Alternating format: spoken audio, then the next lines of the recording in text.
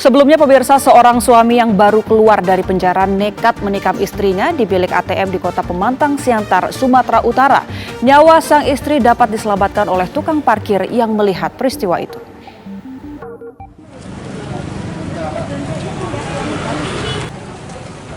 Warga di sekitar Jalan Kartidi, Kecamatan Siantar Barat, Kota Pematang Siantar, Sumatera Utara, dihebohkan dengan kasus penganiayaan dengan senjata tajam yang terjadi di balik bilik ATM.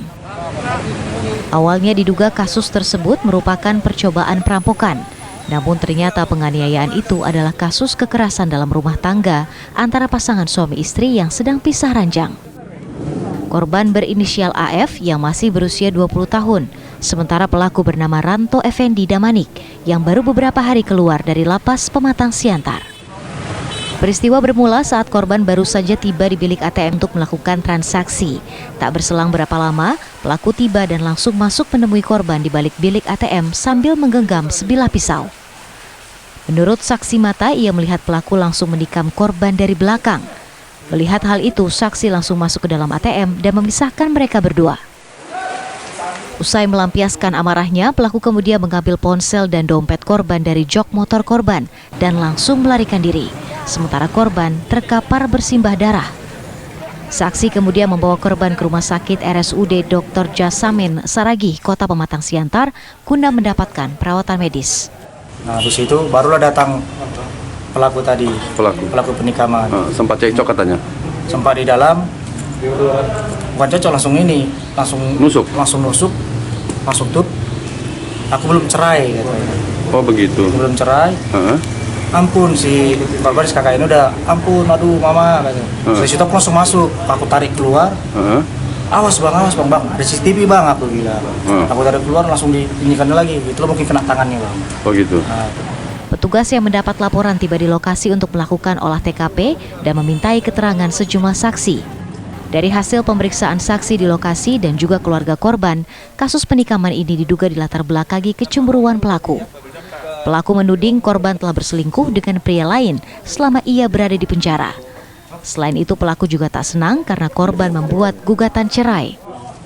Sehingga selama sudah lama dia berpisah atau pisah ranjang karena memang melakukan kejahatan, si korban melakukan gugat cerai ke pengadilan agama. Jadi dugaan sementara motifnya apa, Pak? Dia tidak senang, ya. Dia merasa tidak senang karena si korban melakukan gugat cerai di pengadilan agama. Usai menjalani perawatan medis, korban menjalani pemeriksaan di ruang penyidik Satreskrim Polres Kota Pematang Siantar. Sementara itu, tak lama setelah kasus penganiayaan terjadi, pelaku Ranto Effendi Damanik membuat video klarifikasi yang diunggah di akun Facebooknya. Saya ambil dompet istri saya karena saya mau ngajak dia untuk bagus-bagus supaya dia meninggalkan pekerjaan. Dalam video itu, Ranto berdalih telah mengajak istrinya rujuk, namun terus ditolak sehingga ia emosi. Ia bersikeras korban masih menjadi istrinya karena belum ada putusan cerai dari pengadilan. Selanjutnya dalam video kedua berdurasi 49 detik, Ranto Effendi Damanik meminta maaf kepada keluarga korban dan kepada pihak kepolisian atas penganiayaan yang dilakukannya terhadap korban. Hingga saat ini polisi masih mengejar Ranto untuk mempertanggungjawabkan perbuatannya. Ayolah kita pulang, saya bilang, tapi dia nggak mau. Dia selingkuh sama Anggara. Dari Pematang Siantar, Sumatera Utara, Daud Sitohang, TV One mengabarkan. Suami sadis yang menganiaya istrinya hingga nyaris tewas di ruang anjungan tunai mandiri atau ATM di Siantar, Sumatera Utara telah diringkus polisi. Tersangka tak rela diceraikan istrinya. Namun belakangan terungkap ternyata pelaku adalah seorang bromocorah atau residivis. Dan pemirsa, untuk menggali informasi lengkap atas kasus ini, kami telah terhubung dengan Wakil Kepala Polres Pematang Siantar, Komisaris Polisi Ismawansa. Selamat siang Pak Ismawansa. Selamat siang Mbak Andia. Ya Pak, pertama kami mau konfirmasi dulu, tersangka ini kan merupakan seorang residivis ya Pak, atas kasus apa? Iya Mbak, tersangka ini atas nama Ranto Effendi Damanik. Dari data kita ada 3 kali tersangka ini melakukan perbuatan kejahatan. Yang pertama yaitu pada tahun 2018, tersangka ini terlibat kasus pencurian dengan dengan kekerasan dan sudah divonis menjalani satu tahun 6 bulan. Kemudian pada tahun 2019 pelaku juga pada perkara pencurian dengan kekerasan kemudian telah divonis 4 tahun. Kemudian pada tahun 2020 pelaku melakukan pencurian kembali dan divonis 1 tahun di lapas Siantar. Baik, untuk kasus penikaman kemarin Pak, apakah ini tersangka sudah merencanakannya dengan matang atau memang aksi spontan saja dari tersangka? Ya Mbak, dari hasil pemeriksaan kita bahwa tersangka ini merencanakan perbuatannya udah 1 bulan yang lalu setelah dia keluar dari lapas Siantar. Baik, kemudian Pak, untuk kondisi kesehatan sang istri, korban ini seperti apa sekarang Pak?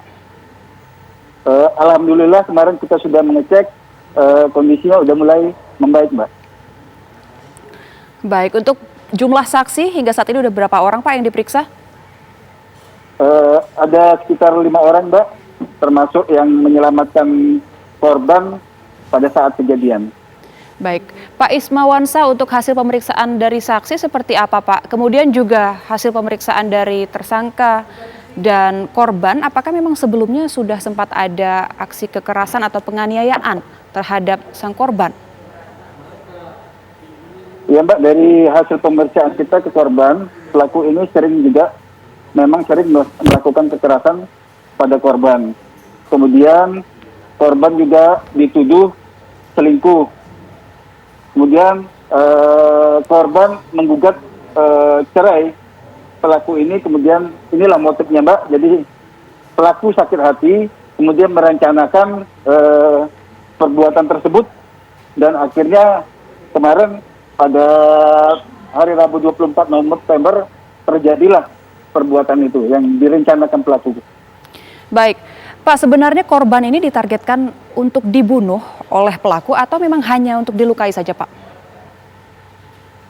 Dari hasil pemeriksaan korban hanya untuk dilukai saja Mbak, karena tersangka sakit hati, kemudian dia berniat memang melukai korban ini.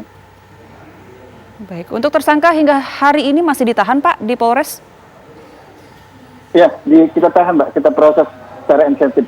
Untuk ancaman hukumannya Pak? Terhadap tersangka, kita persangkakan pasal 44 ayat 1 Undang-Undang Nomor 23 tentang KDRT, di mana ancaman hukumannya 5 tahun atau lebih. Baik, terima kasih Bapak Ismawansa selaku Wakapolres Pematang Siantar, Sumatera Utara.